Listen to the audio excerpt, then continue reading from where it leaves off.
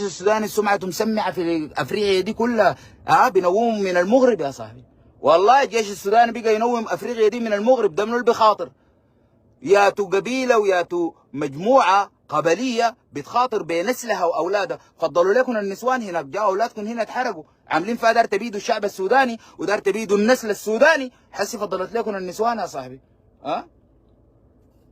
قلت لك فضلت لكم النسوان، ارحامكم خاويه، سلالتكم حتنقطع. والله جد الكلام ده مع عربي واضح. لما نيجي نتكلم عن قبيله في يوم واحد في المعركه الاولى بتاعت الاحتياط المركزي، من قبيله واحده من اسره واحده ماتوا 200، 17 من بيت واحد، اولاد عم واولاد خالد واخوان 5. انتوا قاعدين تفنوا يا الحبيب. والله تتكلم عن النيجر والدعم، وين فيديوهات النيجر وجايين لي ولدنا، وين الفيديوهات بتاعت قله الادب واللي بتتطاولوا وبتقلوا ادبهم في طارق الهادي؟ وين الناس ديل؟ وين القبائل اللي انتم تمشوا وقاعدين يرقصوا؟ وين رقصكم؟ وين الكلام ده؟ التمرد اللي في افريقيا ده موضوع منتهي. انا قلت لهم هناك دولة العمارات تشيل شيلتها، والله سيمزق الله ملكهم. والله جد، والله يا اخوانا اطمئنوا، البلد دي محروسه ان شاء الله، والشعب ده مبروك. وعشان كده كلهم خايفين. عملوا ما عملوا، حسيت لموا لنا الصعلقه العولقه النواقص انصاف الرجال. لا احنا والله داير نكون حكومه وتشكيل. تشكل من ايه يا بيبي؟ هاكم نتعلموا التشكيل في مصر، شغلوا لكم مهرجانات وتعلموا التشكيل، شكلوا كده وبتاع. ده الحال خلينا عليكم. البلد دي رفعناها فوق مكان طاهر، والشعب دي ترفع فوق مكان طاهر، والوسوسه والهواجس حقتكم دي ما بتقدر تاني. ما هو انا بشرح لك حسي، انا ما قاعد اشرح لك فيديو. اعمل الدعم السريع يقدم مساعدات. منو اللي بيقبل الكلام ده؟ الدعم السريع اقتحم ارحامنا يا مولانا الذي غشانا، اقتحم ارحامنا. انت كنت ما عملت مبادره اويت فيها المغتصبات والعلاج، وجاي تقول لي اكل وشراب بس دار تطبخ. جنك وجنة السلطة الاسود. بس ده كل الموضوع من الحرب دي كلها، دار تطلع بسلطة الاسود دي.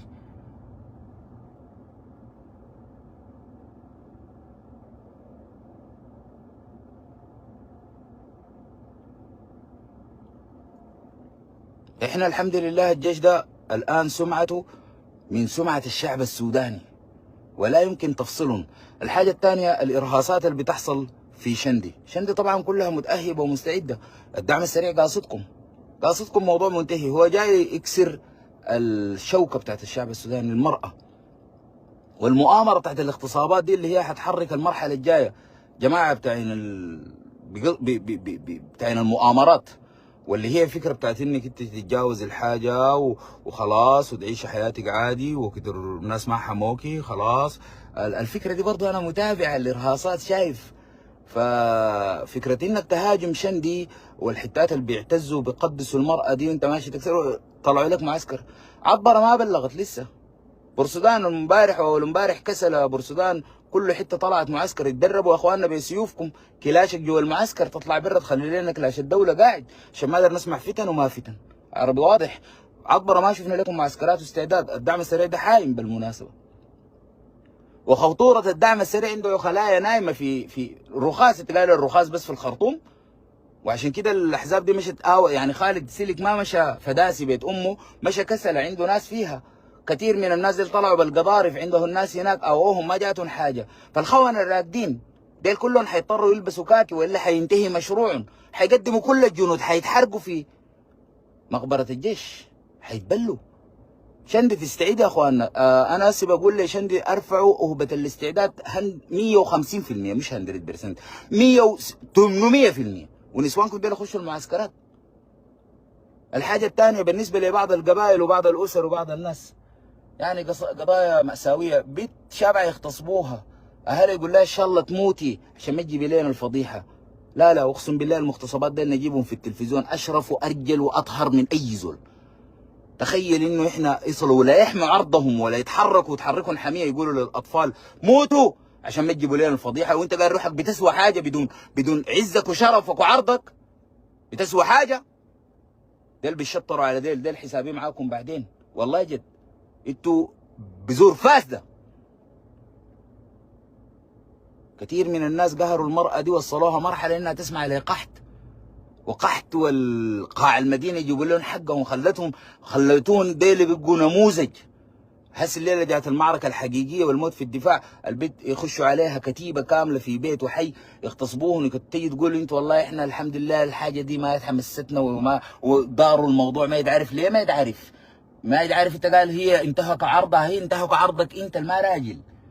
بتقول الحمد لله، الحمد لله على شنو؟ على ابتلاءها، على انها تموت، على انه ما في زول سمع، على انك انت ما قمت بواجبك، على انك ما حارس ليه تجيف انت؟ عشان هي قريبتك ولا بنت عمك ولا بنت اخوك ولا اختك. سمعت بيت اغتصبوها في السودان ده كله واحد عندنا، من الجنينه لحد الشرق لحد الغرب لحد الوسط لحد الشمال. المؤامرات اللي شغاله في الشماليه دي الناس تجيف على حيلها.